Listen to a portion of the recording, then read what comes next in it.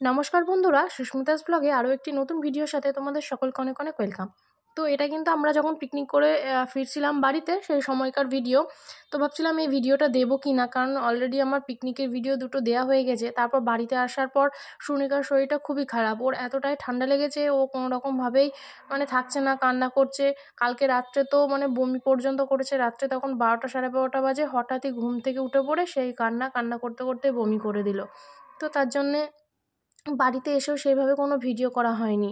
তো তার জন্য ভাবলাম তাহলে পিকনিকে যেটুকু ভিডিও ক্লিপ তোলা ছিল, ওই যে ট্রলারে এখন আমরা সবাই আসছিলাম, তো সেই সময় সবাই আনন্দ করা হচ্ছিল একটু, ওই যে দিদিভাইটা একটু ডান্সও করছিল।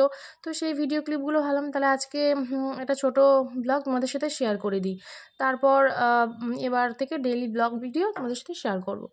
আর সোনিকার জন্য ঠান্ডার ওষুধ আনা হয়েছে, ওকে ওটা খাওয়ানো হচ্ছে। তারপরে আমি এর আগে সোমবারে আমাদের কালীগঞ্জে যে সোনিকার জন্য যে শিশু ডক্টরটাকে দেখায়, সুমন্ত ভট্টাচার্য স্যারকে দেখানোর জন্য নামও লিখিয়েছিলাম, 2 নম্বরে ওর নাম লেখানো ছিল। কিন্তু এতটাই ঠান্ডা পড়ছিল, তারপর ভাবলাম যে আবার ঠান্ডার মধ্যে নিয়ে গেলে আরও যদি ঠান্ডা লেগে যায়, তো তার জন্য সেদিনকে নিয়ে যাওয়া হয়নি। ওষুধটা আনা হয়েছিল, প্রেসক্রিপশনে যে ওষুধটা লেখানো ছিল, তো সেই ওষুধটাই খাওয়ানো হচ্ছিল। তো ঠান্ডাটা কোনো রকমভাবে কমছে না, তা ভাবছি শুক্রবারে আবার ওকে নিয়ে আবার দেখিয়ে নিয়ে আসবো। আর এখন দেখো তোমরা মানে ভালোভাবে ভিডিওটা দেখলে বুঝতে পারবে কত পাখি দেখো উড়ছে। তো সেই সময় একটু ভিডিও করেছিলাম। আর এখন আজকে আবার আমাদের ওই বাড়িতে একটা কাকিমার আর কি মা মারা গেছে, সেখানে চতুর্থী নিমন্ত্রণ আছে। সোনিকার বাবাও বাড়িতে নেই। আর সোনিকাকে নিয়ে কি করব জানি না, ওর এতটাই ঠান্ডা লেগেছে, ওকে নিয়ে যাব নাকি আমিও যেতে পারবো কি না। তো যদি যাই তো একটু ভিডিও ক্লিপ তুলে আনবো, সেটাও আমি কালকে ব্লগ ভিডিও হিসেবে শেয়ার করব। তো এই ভিডিওগুলো দেখছি আর সোনিকার বাবার কথা মনে পড়ছে। এখন কিন্তু সোনিকার বাবা বাড়িতে নেই, সোনিকার বাবা গেছে বেড়াতে। পাশের বাড়ি একটা কাকা বাস ছেড়েছিল, সেই বাসে আর কি অযোধ্যা পাহাড় ওইসব দিকে বেড়াতে গেছে। সোনিকাকে নিয়ে আমি ভেবেছিলাম যাব, কিন্তু তারপরে আবার মাঝে আমি একবার দীঘাতেও গেছিলাম। তো তখনও সোনিকাকে বাড়িতে রেখে গেছিলাম, 2-3 দিনের ব্যাপার ছিল। তখন কিন্তু মা মাসির বাড়িতে চলে গেছিলো, আমার চাকদায় মাসির বাড়ি। তারপর আমি আবার পিকনিকের দিন সোনিকাকে মায়ের কাছে রেখে পিকনিকের দিন আনন্দ করলাম। তারপর আবার যেহেতু ঠান্ডা লেগেছে তাই আমি আর যাইনি, সোনিকার বাবা একাই গেছে।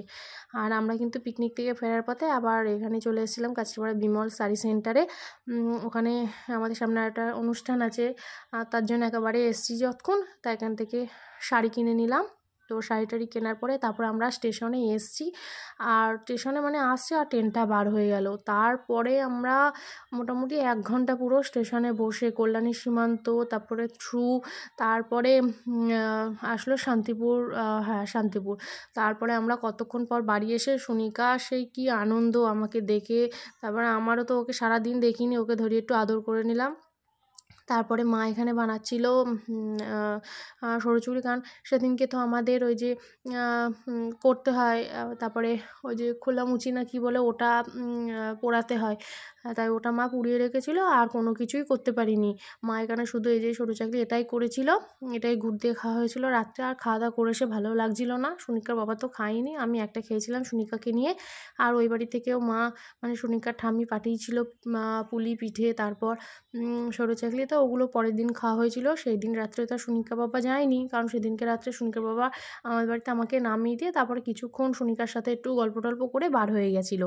আর এই ভিডিওটা কিন্তু আগের দিনের মানে যেদিনকে পিকনিক করে এসেছিলাম তার পরের দিনের ভিডিও। এই যে আমার বোন ভাই এরা বিকালবেলায় এসেছিলো, এদেরকে নিয়ে ওই যে খোখো খেলা করাচ্ছিলাম। আর সোনিকাও সাথে ছিল, সোনিকাও মজা পায়, ওরা তো মাসিমণি মাসিমণি করে যায়, ওদের কাছে সবসময় থাকে। তা ওরা আসলে বলে যে দিদি খেলা করা, তাই আমি এখানে ওদেরকে নিয়ে খেলা করাছিলাম আর একটু ভিডিও করেছিলাম। তারপরে আমি তো শর্টসে ওদের নিয়ে প্রচুর ভিডিও ছাড়ছিলাম, কারণ সোনিকার তো শরীরটা খারাপ। তো তার জন্য সেইভাবে ব্লগ ভিডিও আমি করতেও পারছি না যে ভিডিও ছাড়বো, তার জন্যে আবার পুরো নেটটাই তো থেকে যাচ্ছে। তার জন্য ভাবলাম তাহলে 2-একটা শর্টস ভিডিও যে ট্রেন্ডিং সংগুলো চলছে সেগুলোর সাথে আর কি ভিডিওটা করি, তবুও তো কিছু ভিডিও ছাড়া থাকবে। আর সোনিকাকে নিয়ে এতটাই মানে টেনশানে আছি, ঠান্ডা ওয়েদারের যা অবস্থা, এখন বড় মানুষই ঠান্ডা সহ্য করতে পারছে না, আর ও তো ছোটো, এবার ও তো ঘরের মধ্যে থাকতেই চাইছে না, বারবার বাইরে চলে যাচ্ছে। তার জন্য সেই ওকে মানে কার্টুন বা শর্টস ভিডিও চালিয়ে মানে কোনো রকমভাবে ঘরের ভিতরে রাখা হচ্ছে। তাই আমার দুটো ফোনে, মায়ের ফোনটা এই ফোনটা, দুটো ফোনের নেটই পুরো শর্টস ভিডিও দেখে ও শেষ করছে। আর শর্টস ভিডিওতে তো প্রচুরই নেট শেষ হয়। তো কিছু করার নেই। এখন দাদা বলে ওকে ফোন দেখাতে নেই, কিন্তু এখনকার সব বাচ্চারাই তো ফোন ছাড়া কিছুই মানে ও তো ফোন ছাড়া খাবেই না, সবসময় ফোন। কিন্তু কী করব। তো তারপরে দেখো মা সকালে এখানে রান্না করেছিল, চিকেন করেছিল আর এখানে একটা শাক ভাজা করেছিল। তো আমি 1 পিস চিকেন নিয়েছিলাম, একটা আলু, আর এখানে সুনিকা দেখো ওখানে আলু খাবে বলে আলুটা নিয়ে নিচ্ছে। তারপরে শাক দিয়ে আর এটা দিয়ে খাওয়া দাওয়া করেছিলাম। আবার হাত থেকে মুছে না, কারণ ওই হাত তো আবার চোখে দিলে জ্বালা করবে। আর এখন দেখো যে কালকে আমার বোনেরা, তারপর সুনিকার বাবারা সবাই বললাম বাসে করে বেড়াতে যাচ্ছে। তো তার জন্যে ওরা বার হয়ে যাচ্ছিলো, আমার সাথে দেখা করতে এসেছিলো। তারপরে আমি আবার সুনিকাকে ঘুম পাড়াচ্ছিলাম বলে আমি আবার ওদের সাথে দেখা করতে গিয়ে এই যে এইটুকু ভিডিও ক্লিপ তুলে রেখেছিলাম, সেটা তোমাদের সাথে শেয়ার করে দিলাম। তো চলো টাটা, সবার সাথে দেখা হচ্ছে পরের ভিডিও।